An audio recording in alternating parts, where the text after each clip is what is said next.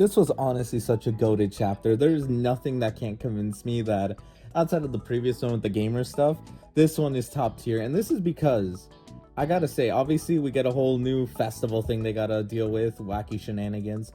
But this one had a little more focus on something serious. The concept of the characters going back to their realities. And honestly, I found it very endearing that this was even brought up, especially with the beginning of the episode.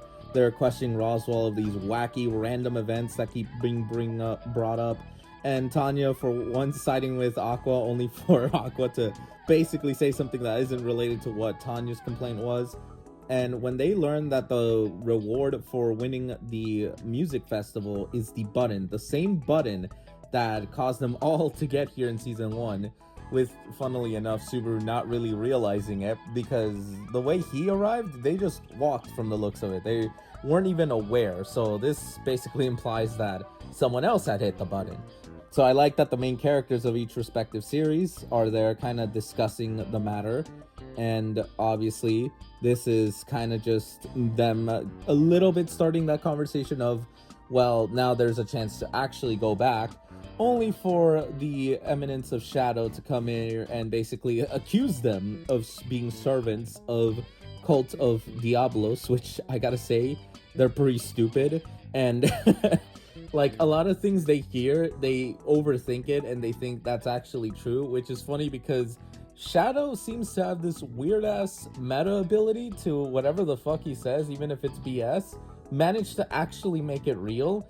So them hearing something that is related to that would obviously get their attention. Though I do like that Tanya's offended whenever she realizes that Pandora's actor was the one that basically had mentioned that she is a devil in a little girl's skin. Like, genuinely, she felt like offended and it was funny.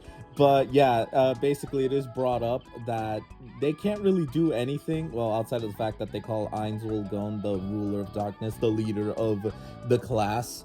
And it's kind of funny that he kind of is caught off guard by that, though he does interestingly say that they remind, like, these characters remind him of someone, and that's clearly his floor guardians, that honestly whatever he says they interpret it in some random ass way. So yeah, they're all aware that they can't really actually be violent, so the best thing that these girls can do is beat class 1 winning, return to their home, and then prevent them from ever going back to their realities. Which I like to point out, you stupid idiots. Like, the cult is only in your reality. How is it that you bumbling morons think that this is a multiverse kind of thing? Like, I question their mentality sometimes, but it is what it is. Though, like I said, it is funny that Kazuma is on the mark, because he basically says that perhaps Pandora's actor got it from Rerujin, which is the one that got embarrassed last episode, and Tanya kind of just dismisses it, almost like she won't believe that. And honestly, it's kind of funny. Kazuma seems to be on the mark on things and gets dismissed, because, you know, for the high intellects, it sounds absurd. So yeah, I do like the fact that they're all kind of, Class 1 is discussing everything what's going on. Like, Aries gets a bit caught off guard whenever they tell her, oh, Tanya is a devil in skin of a young girl, and she kind of freaks out because she hates, well, the undead and stuff. Only for Reinhard, who seems to be the only one who understands everything, that it's a figure of speech, not literally. So they basically have it that although Emilia is the class rep, the real one that's controlling them, according to them, is Ainz, with Demiurge, Albedo, and Tanya being like his top 3 commanders, which is admirable that Tanya would even be up there. But outside of that, I do like the star system. Essentially kind of intriguing that Tanya has 5 stars, while Albedo and Demiurge seem to have 4. So they view Tanya way more of a threat than Albedo and Demiurge, which, I mean, I guess it makes sense because they think that she's hiding her real form.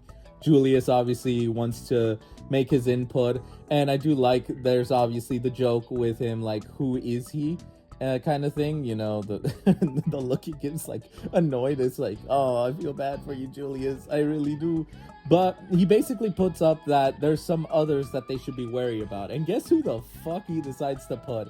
He says that he believes Natsuki Subaru, who has a nasty glare, he believes he's the greatest threat. And then obviously Aries puts Kazuma, and Kazuma's wanted poster face. I find it funny, though. It's interesting that they basically speak on how they're like not really, they don't have abilities and stuff that really make them look like a threat, but there is something I'll go into about that. Now, funnily enough, Subaru has a 1-star and Kazuma has a negative, showing what kind of threat level it is. But yes, Sid is listening in. He's basically like, normally he'd like be out of those events, he wouldn't really be involved, but he wants to do something cool, so you know, he's gonna get involved. We have everyone who's gonna do their instruments, with Otto complaining because he's the conductor, which, I mean, it fits. But then we get to like a really serious part where Tanya like is serious with everyone, like, do we all want to go home? And explaining that Tanya, her battalion and her come from a world of war, and despite the fact that they are living in a comfortable place, they have to go back. Like, it is their duty. They can't just leave things just how they are. They have an obligation to see it through. And it's like interesting that Tanya, despite the fact that she would want a peaceful life, and hell, even during her own series, she doesn't want to be involved in the war and stuff. It's interesting that this version seems to have a part of her that knows that she needs to go back and finish what she started, which kind of shows a little bit more of development. Before we move on to like the Konosuba crew, which Darkness and Megumin, they both have their pride, their honor in some way, and they want to go back and defeat the Devil King. And Aqua's like, nah, I don't give a shit, because she was a goddess. She doesn't want to actually do work, and school life is way more easy. And Kazuma, I love Kazuma. Dude is just, he doesn't give a shit either way. He is pretty much fine with either or. But the biggest thing that really gets me, although Ram roasting the hell out of him is funny as hell, is Subaru discussing it. Like, he speaks that his world is in dire, and the fact that he mentions the words, I've lost count of the time, how many times he's coughed up blood, that catches Kazuma's attention. Because keep this in mind, Kazuma has died himself. Now, he doesn't die as brutally as Subaru, per se. Like, I mean, well, I can say many things, but the fact that he caught on and he thought, oh, what? Your story isn't a harem one? And Subaru's like, it's complicated. It almost feels like, and this is just my interpretation, it feels like the second he said that, Kazuma had a somewhat understanding that, oh shit, maybe Subaru actually has a bad. And maybe has an understanding that death is probably involved and something around those lines. But either way, the fact that Subaru's like, he still wants to go home. He still wants to make Amelia the ruler, grant her wish, and that they have to go back. And everyone's smiling, and just how, yeah, there's some stuff that he has kind of forgotten because, you know, the whole memory thing kind of wonky, and Einstein making a note of it. It's just, obviously it's the whole Rem thing, because Rem is supposed to be asleep, but she's up. And the fact that he wants to go back before Ainz basically is like, I've realized that being here with you guys, I'm honestly, anywhere can be good. Or more to the fact that he's enjoying his place there. Like, he genuinely could give a shit if he goes back or not. Like, he genuinely is enjoying with everyone here, and if he goes back, then he's with his floor guardians, with his children. So he's either way cool with it, similar to Kazuma. So I love the little Kazuma and Ainz being indifferent to it, and Subaru and Tanya being like, no, I have to go back. So it's an interesting thing between the, like, half and half kind of thing. And then, obviously, Subaru kind of slightly throws a slight jab at Ainz by saying, oh, that sounds like the last episode. Look forward to Ainz's next original manga. And Ainz just like, quiet you. But I do like how it's like, if Subaru wants to go home, then let's make it happen. And Subaru just basically cheering everyone up. Otto getting, obviously, well, you know, worried. And then post-credit scene is just the stupid spaghetti zombie thing. But what I wanted to really hammer home is what Julius said. Subaru may not look it, but he is a great threat. And guess what? he is.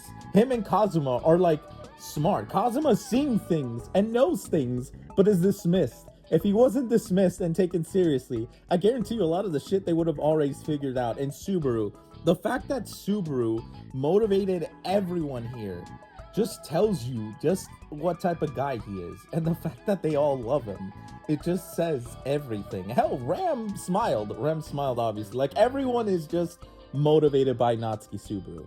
That's why he is the GOAT. And I feel like Subaru's getting a lot of love here. Now, honestly, do I think this is the last season of Isekai Quartet?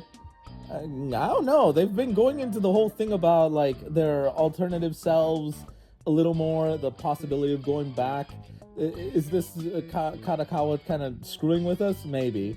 But if it is at the very least one of the groups returning back, if they're doing this for Subaru, I'm a little worried that the ReZero crew will leave first.